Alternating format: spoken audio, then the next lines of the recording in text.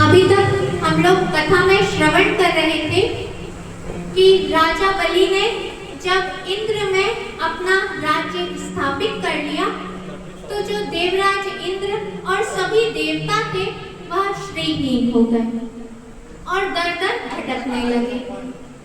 अदिति माता ने देखा कि हमारे जो पुत्र हैं उनका राज्य छिन गया है और वह बड़ी दुखी हुई और पहुंची कश्यप जी के पास में और कश्यप जी से हाथ जोड़कर प्रार्थना करने लगी कि पतिदेव हमारे जो पुत्र हैं उनका राज्य छिन गया है और हमारे पुत्र श्रीहीन हो गए। अब आप ही कुछ उपाय बतलाएं जिससे हमारे पुत्रों का जो खोया हुआ राज्य है वह उन्हें मिल जाए।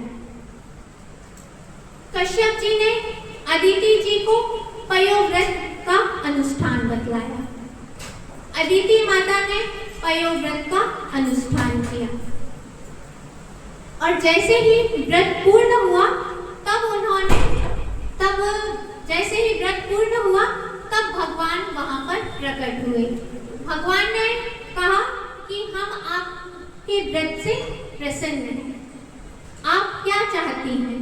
तब अदिति माता ने हाथ जोड़कर कहा कि प्रभु हमारे जो पुत्र हैं देवता उनका राज्य छिन गया है, अब आप ही उनके राज्य को वापस दिला सकते हैं। भगवान ने कहा इसके लिए मुझे आपका पुत्र ही बनना पड़ेगा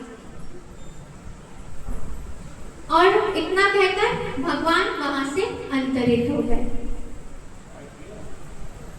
कुछ काल बीतने के पश्चात श्रवणायाम श्रवण द्वादश्याम मुहूर्ते विजिते प्रभु सर्वे नक्षत्र ताराद्यां चक्षु जन तम दक्षिण।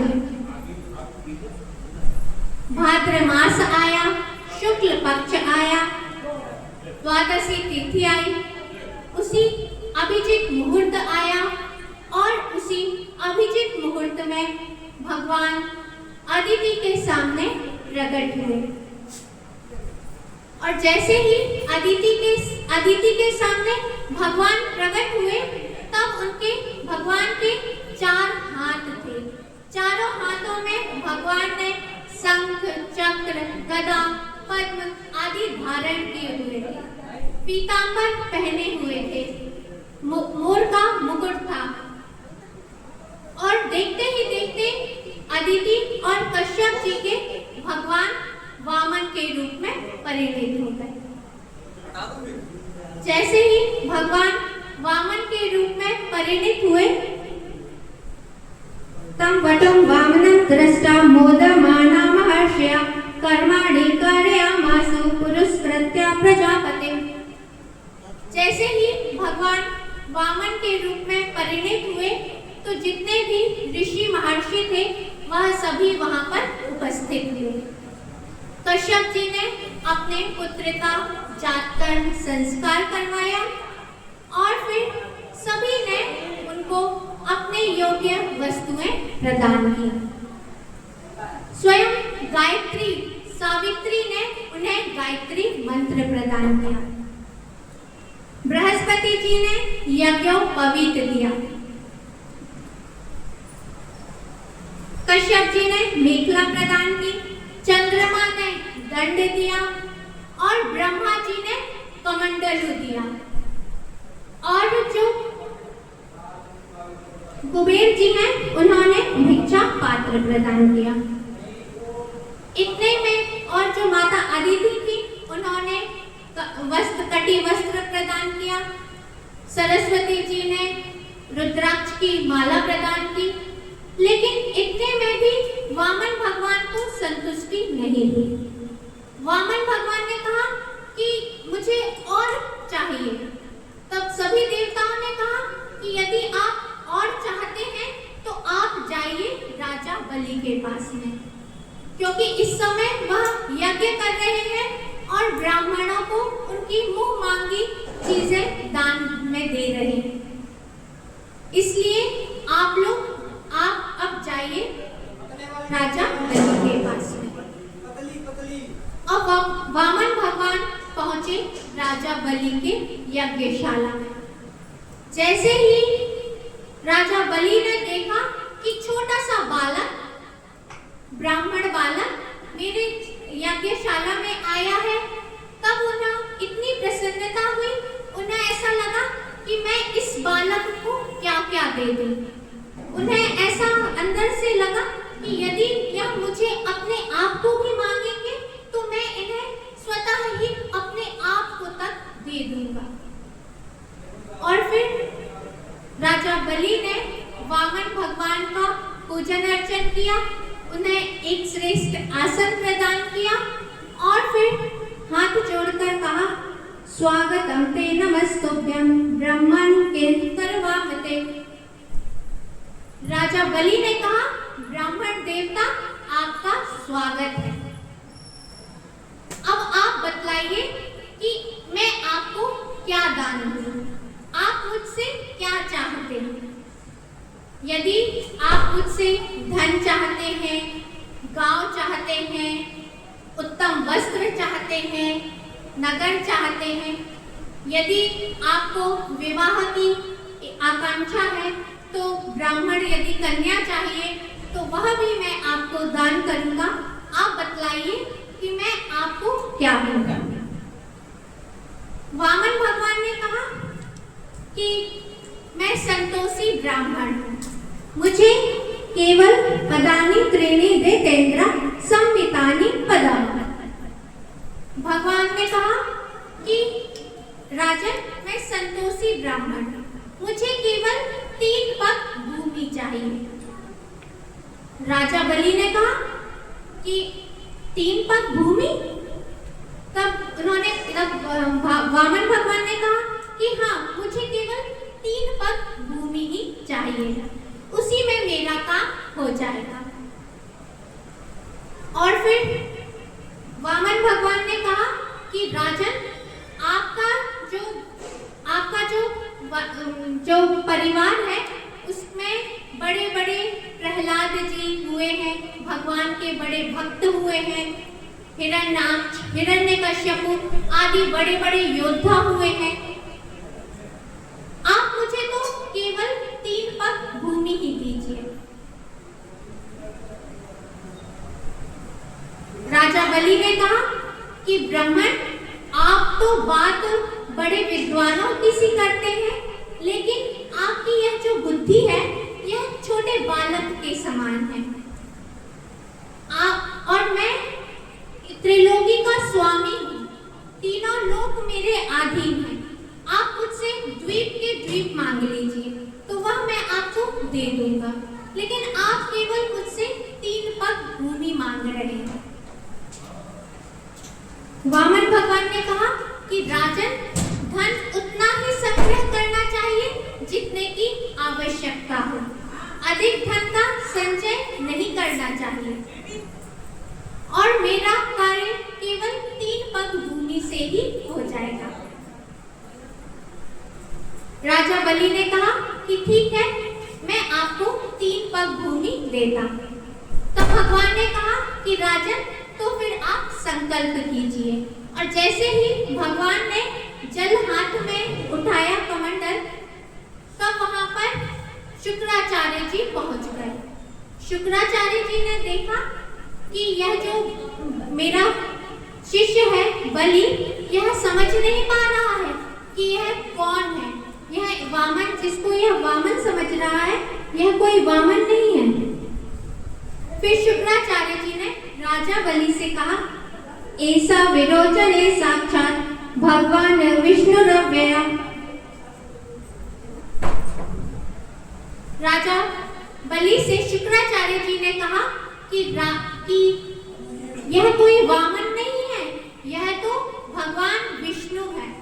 यह इंद्र के कार्य को बनाने के लिए और तुम्हारा धन को छीनने के लिए अभी अभी अदिति के गर्भ से अवतीर्ण हुए। यह कोई वामन नहीं है। तुम तुरंत ही मना कर दो कि मैं आपको 3 पग भूमि नहीं दूंगा, क्योंकि यह 3 पग भूमि में तुम्हारा संपूर्ण राज्य, राजा बलि ने कहा कि गुरुदेव आप बात तो सत्य कह रहे हैं, लेकिन मैं भी प्रहलाद जी का पौत्र हूँ। आप कह रहे हैं, लेकिन मैंने इनको वचन दे दिया है। अब यह भले ही मेरे पूरा राज्य मुझसे छीन ले, लेकिन अब मैं इन्हें वह सब दूंगा। शुक्राचार्य जी को क्रोध आया कि यह मेरा शिष्य होकर मेरी आज्ञा का पालन नहीं कर रहा है। तब शुक्राचार्य जी ने देववश भगवान की प्रेरणा से अपने शिष्य राजा बलि को शाप दे दिया कि तुम मेरी आज्ञा का पालन नहीं करते हो, इसलिए तुम जाओ और अपनी सारी लक्ष्मी से हीन हो जाओ। जितना भी तुम्हारा ऐश्वर्य है वह सब समाप्त हो जाए। लेकिन राजा बलि शाप मिलने पर भी दुखी नहीं हुए और प्रसन्नता से भगवान का संकल्प को पूरा करने के लिए जैसे ही भगवान ने राम झारा लिया, तब शुक्राचार्य जी ने देखा कि यह जो मेरा शिष्य है, मैंने इसे शाप भी दे दिया, लेकिन तो भी यह मेरी बात मान नहीं रहा है।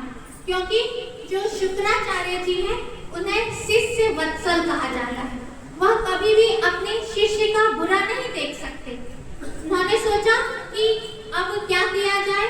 तब उन्होंने जो राम झारा होता है उसकी टोटी में आकर एक छोटा सा कीड़ा बनकर उसमें फंस गया कि जल ही नहीं निकलेगा तो राजा जो बलि है वह संकल्प ही कैसे लेगा, और जब तक संकल्प पूर्ण नहीं होगा तब तक इनका राज्य भगवान इनसे छीन नहीं सकते हैं। भगवान तो अंतर्यामी है। भगवान समझ गए कि शुक्राचार्य की ही यह करतूत है। भगवान ने एक कुश लिया और उस राम झारा के उस टोटी में लगाया कि कुछ कचरा वगैरह कुछ फंस गया होगा, और जैसे ही भगवान ने उसको उसके अंदर डाला तो जो शुक्राचार्य जी थे उनकी एक आंख फूट गई और शुक्राचार्य जी वहां से भागे। राजा बलि ने संकल्प लिया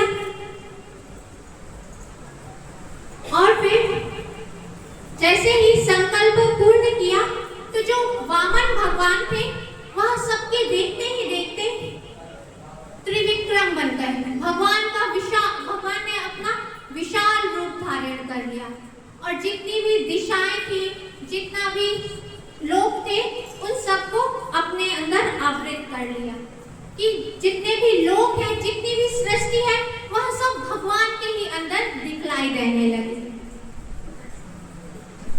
छिदं पदैकैर्न बलैर्विचक्रमे नवा शरीरेण दिशश्च बाहुभिः पदं द्वितीयं कुरु शीर्ष मे निजम्।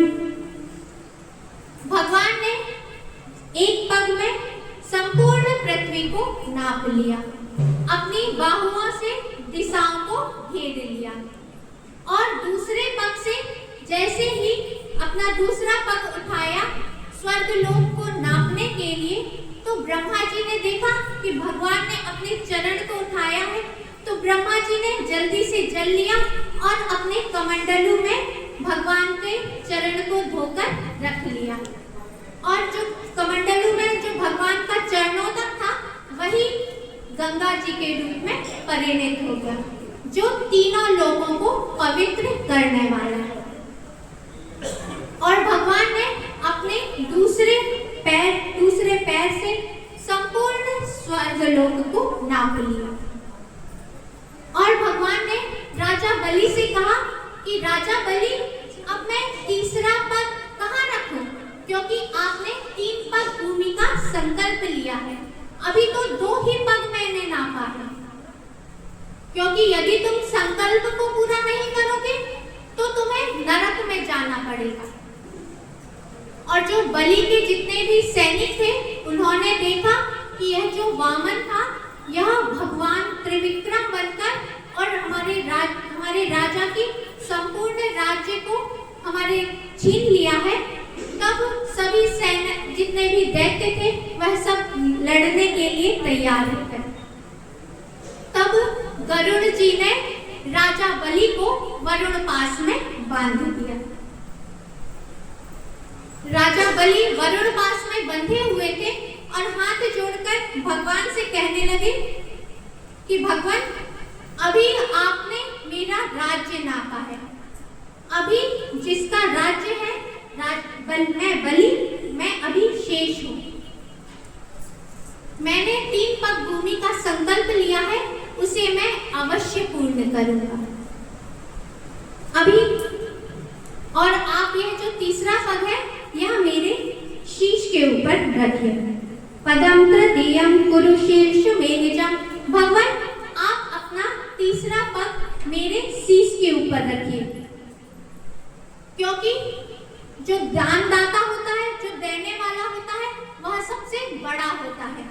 और मैंने आपको 3 पग भूमि का संकल्प का दान देने का संकल्प किया है, इसलिए आप तीसरा पग मेरे शीश के ऊपर रखिए। भगवान प्रसन्न हो गए और भगवान ने जैसे ही तीसरा पग राजा बलि के ऊपर रखा तो वहां पर प्रहलाद जी आ गए और प्रहलाद जी ने हाथ जोड़कर भगवान से कहा कि भगवान, मैं आपको नमस्कार करता हूँ। आपने ही मेरे पौत्र को यह सब जो जितनी भी संपदा है, त्रिलोकी का राज्य है, वह उसे प्रदान किया था और उसे आपने ही छीन लिया। क्योंकि प्रभु, जिसके पास में अधिक संपत्ति हो जाती है, अधिक धन हो जाता है, ऐश्वर्य हो जाता है, वह उस ऐश्वर्य के मद में मस्त हो जाता है और फिर भगवान वह आपको तक भूल जाता है। यह आपने मेरे पौत्र के ऊपर, हमारे वंश के ऊपर आपने कृपा की है।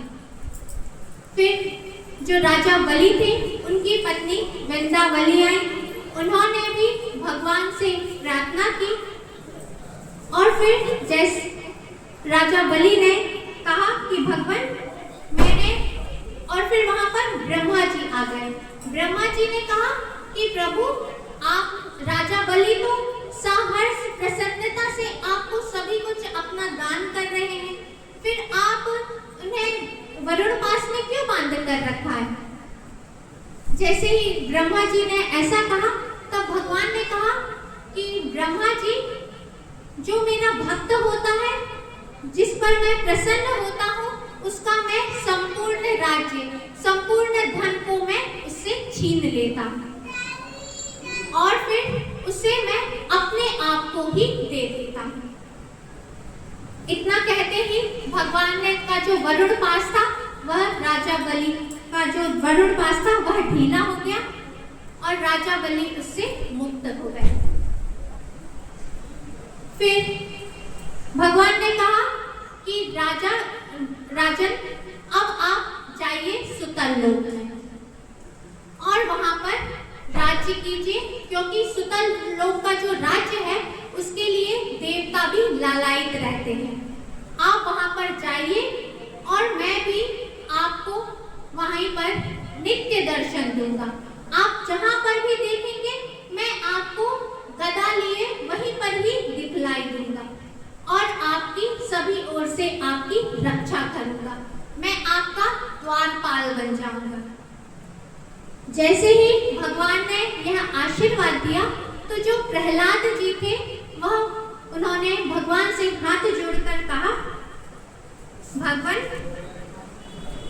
नैवं विरंचो लभते प्रसादम। भगवान, आपने यह जो कृपा प्रसाद मेरे पौत्र बलि को दिया है, यह तो आपने अपनी पत्नी लक्ष्मी को, ब्रह्मा जी को, शंकर जी को यह कभी नहीं दिया कि आप हमेशा ही नित्य प्रति दर्शन देंगे मेरे पौत्र को। भगवान ने कहा कि अब आप लोग सुतल लोक में जाइए और आपका यह जो आपने दैत्य कुल में अवतीर्ण हुए हैं, लेकिन उसका जो अंश है वह आप लोगों के ऊपर कभी भी प्रभाव नहीं डालेगा और आप लोग मेरी हमेशा ही भक्ति कीजिए, ऐसा वरदान दिया। फिर शुक्राचार्य जी से कहा भगवान ने कि आपका यह जो शिष्य है राजा बलि, इन्होंने यज्ञ का जो अनुष्ठान किया है इसे आप पूर्ण कीजिए। क्योंकि जब राजा बलि के पास में वामन भगवान आए थे, उस दिन यज्ञ का अंतिम दिन था, सोमपान उसी दिन पीना था।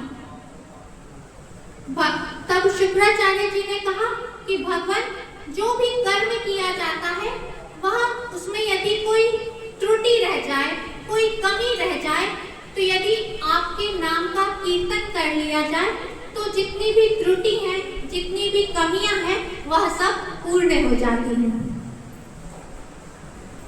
इस प्रकार राजा बलि का यज्ञ संपन्न हुआ। स्कंद पुराण में एक कथा आती है कि जो राजा बलि थे वह पूर्व जन्म में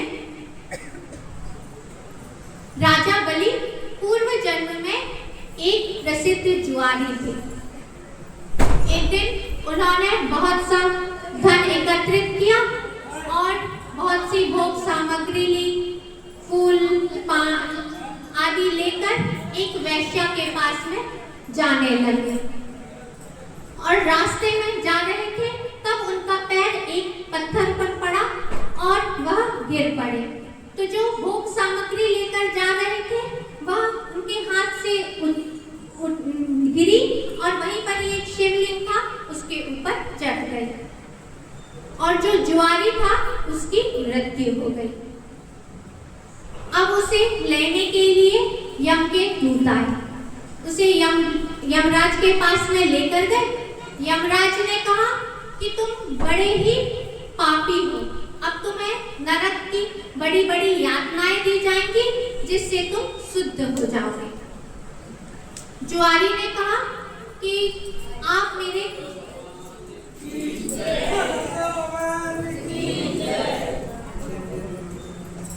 उस जुआरी ने कहा कि अब मैंने कुछ पुण्य भी यदि किया हो तो उस पर भी आप लोग विचार कर लीजिए।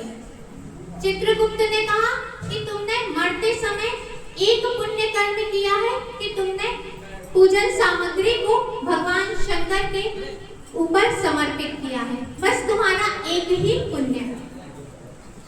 इस पुण्य के कारण तुम्हें 3 क्षण के लिए स्वर्ग का राज्य दिया जाता है।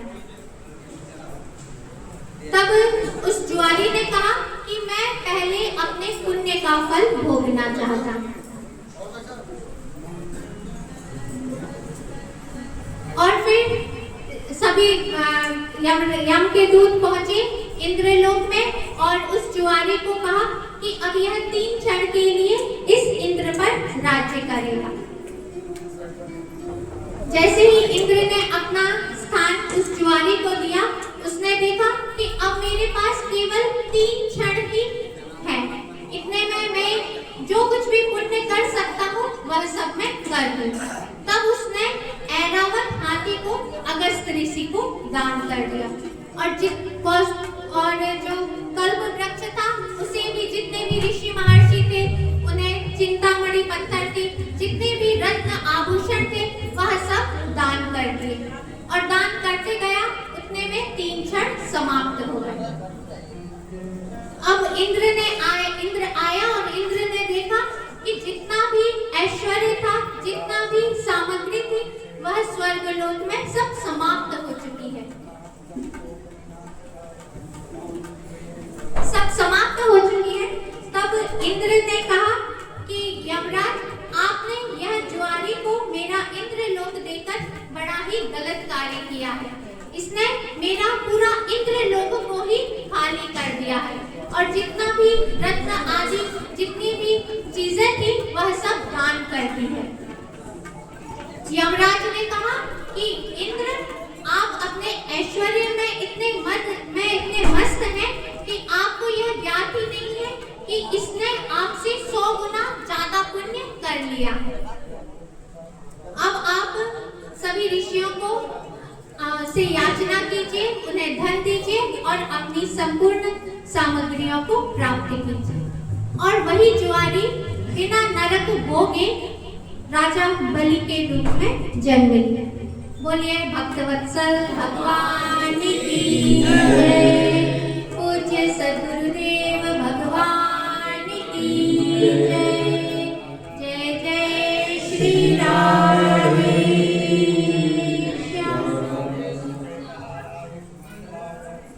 शुभाशहस्ताय जशासनाय जलाधिनाथाय नमो नमस्ते।